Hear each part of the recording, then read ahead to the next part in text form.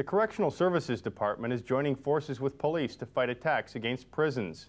The department now confirms that last night's firebombing in a staff car park is linked to 2 other recent violent incidents. Peter Williams reports.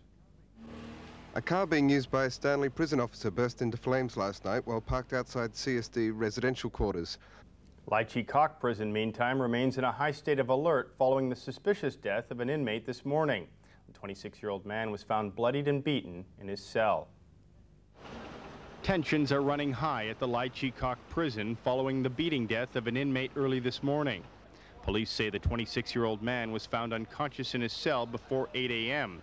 He was covered in bruises and blood and died on the way to hospital. We believe that there may be a gang fight happened last night inside the ward, and the deceased prisoner was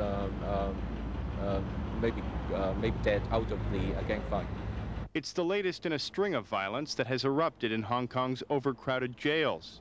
Earlier this month, 2 Vietnamese inmates at Stanley Prison were beaten by a mob. It was an apparent retaliation for an alleged stabbing of several Chinese prisoners by several Vietnamese convicts that same week. As the weather heats up, swimmers will continue flocking to local beaches. But with the warmer temperatures comes the threat of shark attacks. Several beaches in the territory are now equipped with shark nets to guard against the attacks. But as Regina DeLuna reports, those nets may be giving swimmers a false sense of security. This woman was one of 3. Stay tuned for the late news.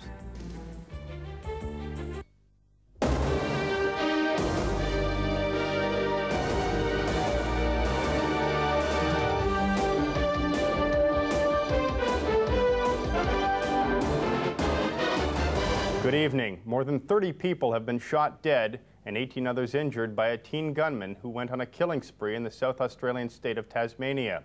The gunman opened fire at a tourist resort at the historic site of Port Arthur.